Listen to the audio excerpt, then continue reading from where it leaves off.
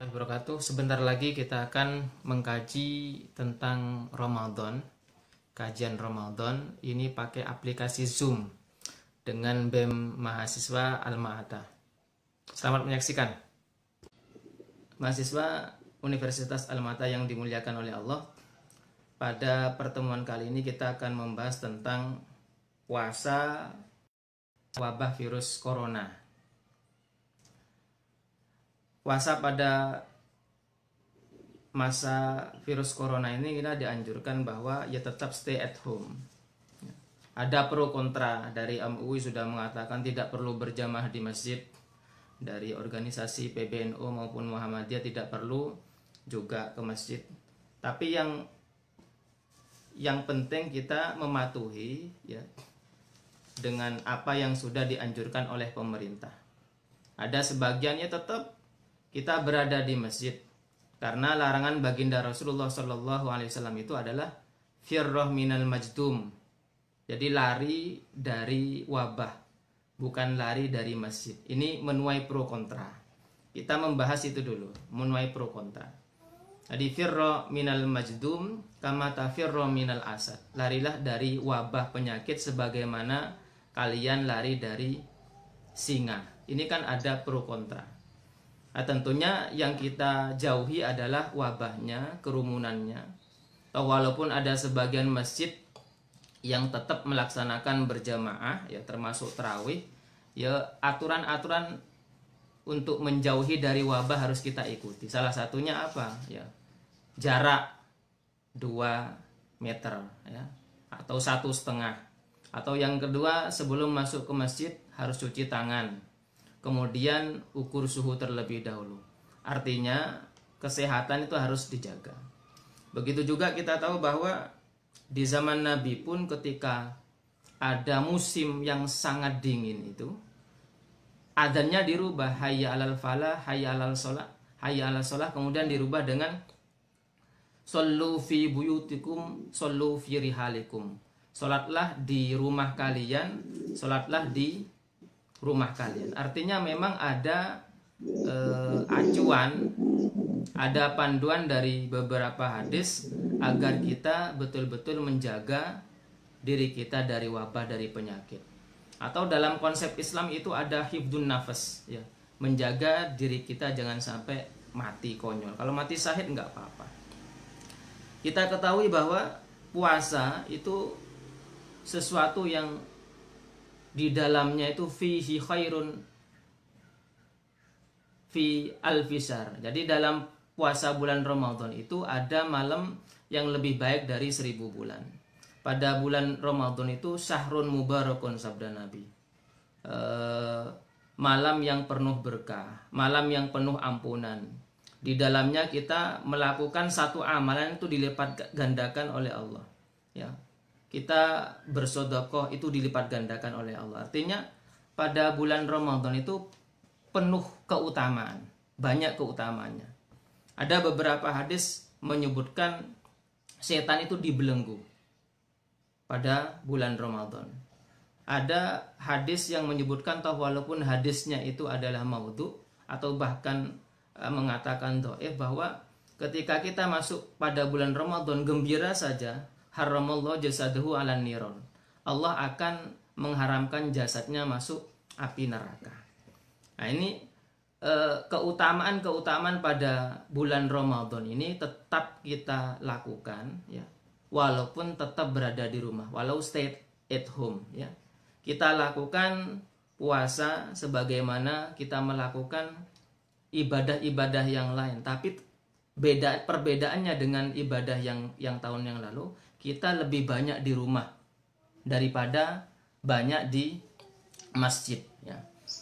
Kemudian kita juga memperbaiki, ya, hubungan kita dengan masyarakat. Salah satu amalan yang dianjurkan adalah memperbanyak sedekah.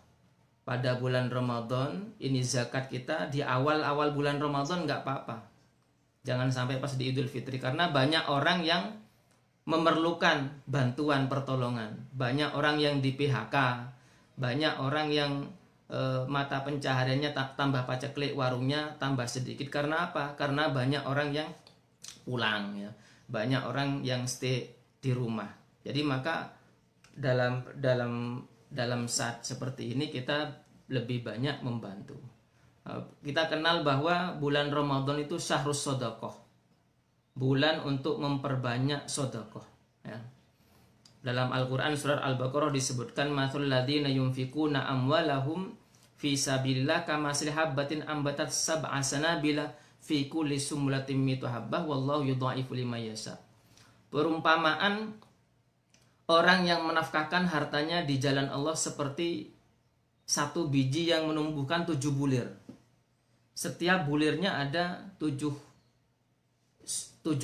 bulir, setiap bulirnya ada 100 biji. Artinya ketika kita menafkahkan pada bulan Ramadan, dilapangkan rezeki kita oleh Allah, kemudian membantu kepada sama, insya Allah itu dilipat gandakan oleh Allah. Ukurannya ya 1 juta menjadi 700 juta. Wallahu yudha'ifu liman yasha, bahkan Allah melipat gandakan lebih dari itu. Nah, saya teringat ada masjid di Maguwo Harjo itu baru dibangun. Kemudian ada panitia yang menuliskan spanduk nomor rekening, kemudian ada orang yang lewat di situ, kemudian gak lama kemudian transfer. Setelah ditransfer ternyata apa? Panitianya nirpun balik. Pak, minta nomor alamatnya. Alamatnya di mana? Alamat kami dekat Bandara Adi Sucipto. Gak lama kemudian panitia pergi ke rumahnya. Kemudian pertama Bapak kami silaturahim. Kemudian yang kedua kami mengucapkan terima kasih Bapak sudah mendonasikan uangnya kepada kami. Kemudian yang ketiga kami akan mengembalikan uang Bapak sebanyak 10 juta. Sama sang donatur mengatakan, loh kenapa kok ngasihkan 10 juta kepada kami? Karena Bapak transfernya keliru. Tadi ngomongnya kepada kami 20 juta, tapi yang Bapak transfer 10 juta, tapi yang Bapak transfer itu malah 20 juta. Ini saya kembalikan 10 jutanya.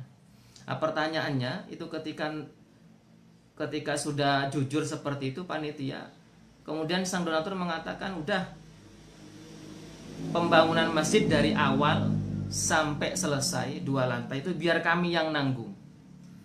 Maka 7 bulan itu rampung. Satu donatur pembangunan masjid itu 7 bulan rampung. Kalau uang sekarang itu menghabiskan uang 1,5 M. Pertanyaannya, apakah uang sang donatur dari Kalimantan aslinya itu hilang sebanyak 1,5 M? Tidak, bal yazdad, akan bertambah. Tidak akan terkurangi, bahkan bertambah dan bertambah. Jadi satu menumbuhkan 7 bulir, setiap bulirnya ada 100 biji. Akan bertambah bal yazdad. Setelah pembangunan masjid itu ternyata apa? Dia mendapatkan keuntungan dari pembangunan properti yang ada di Surabaya sebanyak triliunan. Ini masih bisa dengar ya suara saya ya? Ya. Jadi triliunan itu sudah kembali kepada sang donatur. Artinya orang yang menafkahkan hartanya di jalan Allah itu akan ditambah. Nah, mumpung sekarang itu banyak orang-orang yang banyak membutuhkan, itu zakatnya dikeluarkan sekarang daripada nunggu-nunggu nanti setelah Idul Fitri. Zakatnya dikeluarkan sekarang saja. Nah, kita tahu bahwa sedekah itu tadfa'ul bala, nolak bala. Nah, ini yang harus kita lakukan pada bulan Ramadan. Tetap stay at home, bisa melalui transfer kan bisa. Jadi bisa melalui Android kita, M-banking dan lain sebagainya. Jadi itu yang kita lakukan berada di rumah. Kemudian amalan-amalan yang lain termasuk membaca Al-Quran. Ya mungkin kalau di luar rumah kita sibuk dengan kerja, kita sibuk dengan belanja, kita sibuk dengan kemana-mana ngabuburit. Ya. Ketika berada di rumah, stay at home, maka usahakan kita sering membaca Al-Quran. Karena bulan Ramadan itu syahrul tilawatil Quran, bulan untuk memperbanyak bacaan Al-Quran. Dan membaca Al-Quran itu pahalanya alif lam mim bukan satu pahalanya. Ya, alif berpahala, lam berpahala, mim berpahala. Bi asri amsalihha, kemudian dilipat gandakan oleh Allah 10 kali lipatnya. Bismillahirrahmanirrahim. Itu pahalanya bukan satu. Dalam Bismillahirrahmanirrahim itu ada 19 huruf. Setiap hurufnya dilipat gandakan oleh Allah 10 kali lipat. Nah, ini apalagi Al-Ma'ata saya kira ya, ada yang hafid ya. Kamu hafal berapa? 30 Pak. Tak tanya berapa, 30 juz apa? Enggak Pak, juz 30-nya. Banyak ya, jadi banyak yang tahfidz apalagi itu. Jadi memperbanyak bacaan Al-Quran ya, karena dilipat gandakan. Termasuk misalkan ada grup ya, mungkin di Al-Ma'ata mahasiswanya juga ada yang membuat grup, dan dalam satu grup itu 30 orang, sehingga setiap harinya paling tidak one day one juz, satu hari satu juz. Ada, saya kira kalau mahasiswa Al-Ma'ata gak bakal cukup satu juz, bisa 2 juz dalam sehari, siap ya? Atau 3 juz, bahkan 5 juz ada ya. Jadi kalau 2 juz berarti dalam sehari bisa menghatamkan 2 kali. Kalau 3 kali itu bisa 3 juz dalam sehari bisa menghatamkan 3 kali. Ya paling tidak bisa menghatamkan berapa kali lah. Saya punya grup di masjid ya, Al-Jad itu punya grup. Begitu juga saya membaca pribadi sendiri ada. Jadi kalau di grup itu setiap hari 1 juz. Belum lagi membaca dalam diri sendiri ya. Banyak di rumah itu banyak belajar ya. Banyak membaca. Bagi orang yang belum lancar ya, misalkan makharijul hurufnya, pronunciation-nya harus belajar. Bagaimana bisa lancar, bisa fasih dalam melafalkan Al-Qur'an. Nah, tentunya ketika kita, Pak, ada sebagian saya belum lancar Pak, karena jurusan saya itu jurusan kesehatan gigi. Ada yang dari kesehatan apa sini? Ada. Ya bukan hanya PAI ya, bukan hanya syariah, tapi juga ada kesehatan. Pak, saya belum lancar misalkan. Atau walaupun di Al-Ma'ata itu masih ada sebagian, atau walaupun ada, tapi ada pembelajaran Al-Qur'an. Nah, falahu ajroni. Ya, orang yang terbata-bata pun karena belajar Al-Quran dalam hadis itu mendapatkan 2 pahala. Yang pertama, pahala dia membaca Al-Quran. Yang kedua, pahala apa? Pahala terbata-batanya ketika membaca Al-Quran. Jadi pahalanya 2.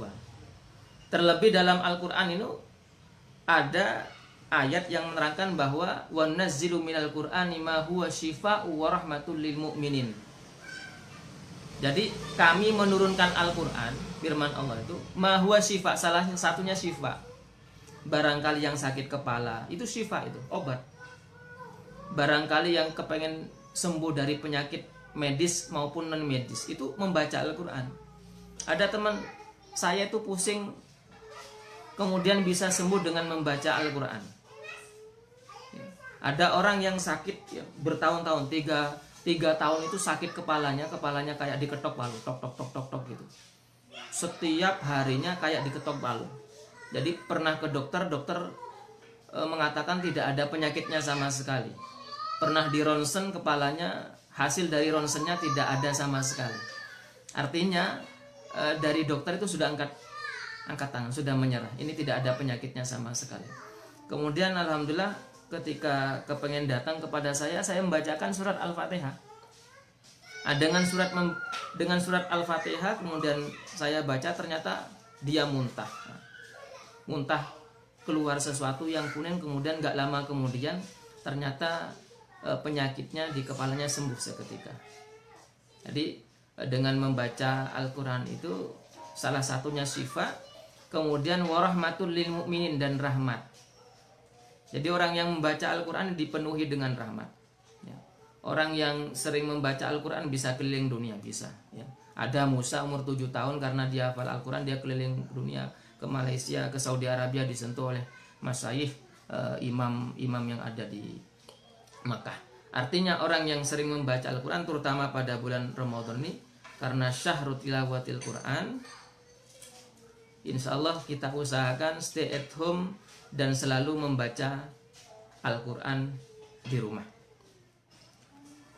Kemudian yang ketiga adalah surat-surat sunnahnya.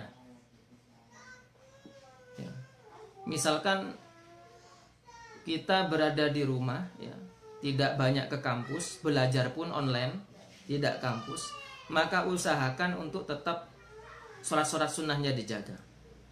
Mungkin kalau kampus berangkatnya jam 7 gak sempat sholat duha, maka mumpung saat ini kita usahakan sholat duha ya, karena gak ke kampus lagi. Sebelum bangun, sebelum kita belajar online, kita sholat duha terlebih dahulu. Sholat duha. Sholat duha itu adalah senjatanya mahasiswa. Dulu ketika saya mahasiswa, ya alhamdulillah sholat duha terus. Dan itu sholat ekonomi. Ngerti sholat ekonomi? Sholat ekonomi, minta proposal kepada Allah. Ya. Minta proposal kepada Allah, salah satunya sholat duha. Karena dalam sholat duha itu ada doa Allahumma inna duha duhauka wal baha bahauka. Allahumma in kana rizki fis sama'i fa anzilhu wa in kana fil ardi fa akhrij. Minta rezeki kepada Allah. Saya pernah krisis gak punya uang. Saya sholat duha di masjid kampus.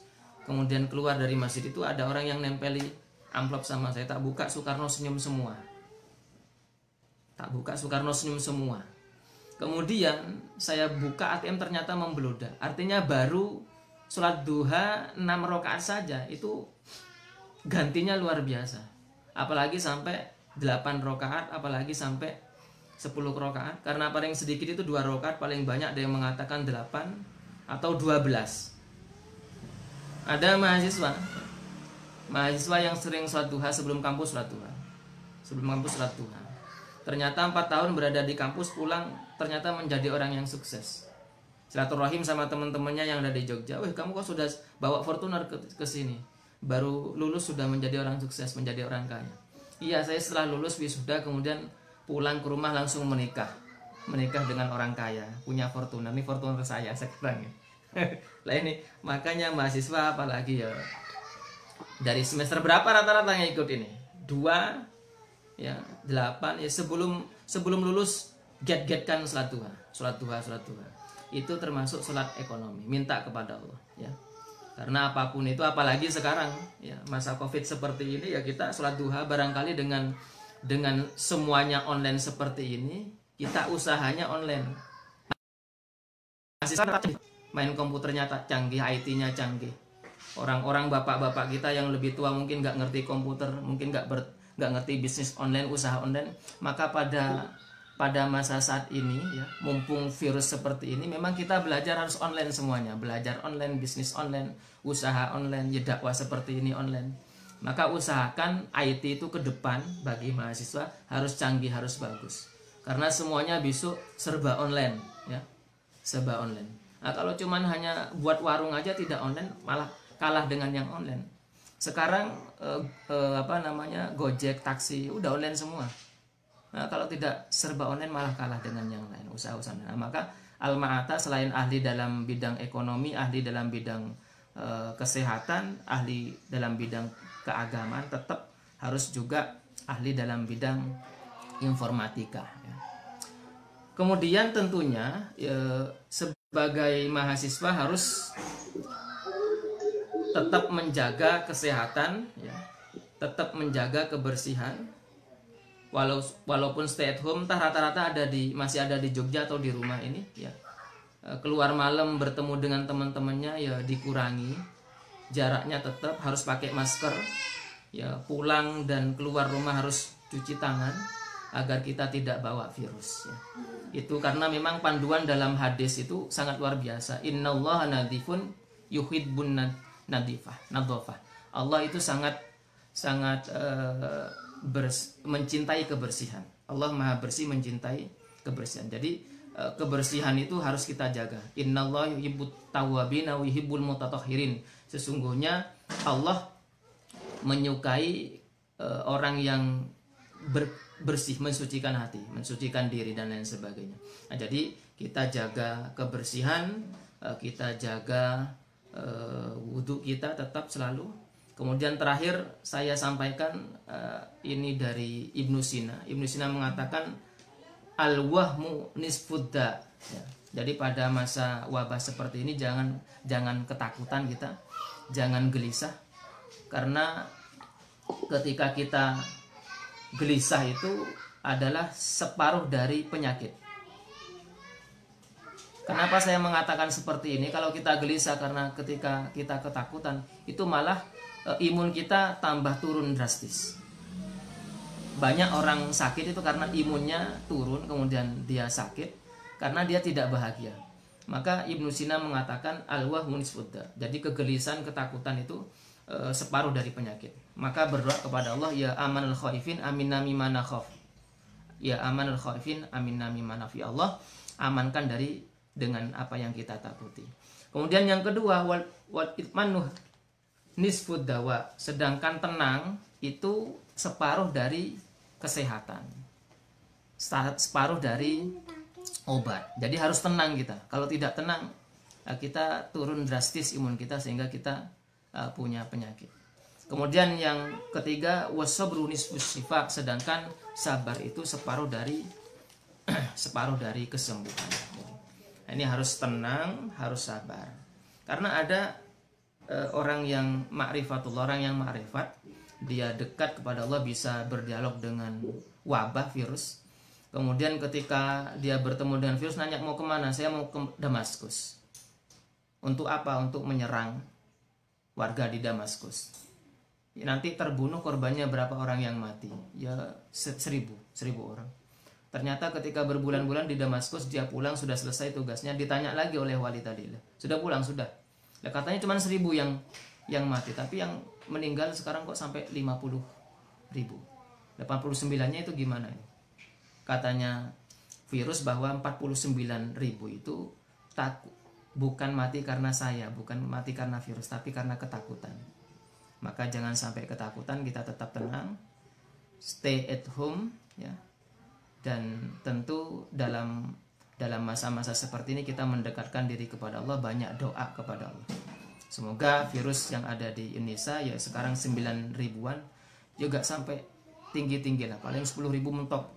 Nanti pada awal-awal Mei Ramadan nanti bisa turun, amin ya rabbal alamin. Itu saja sekedar awal pendahuluan dari kami, dan sisanya nanti tanya jawab semuanya berkait dengan materi hari ini atau berkait dengan materi-materi yang lain. Terima kasih. Baik Pak, terima kasih atas penjelasannya tentang tema kita hari ini, yakni puasa Ramadan di tengah wabah COVID-19. Untuk partisipan atau audiens yang mau bertanya silahkan. Terima kasih, subscribe ya.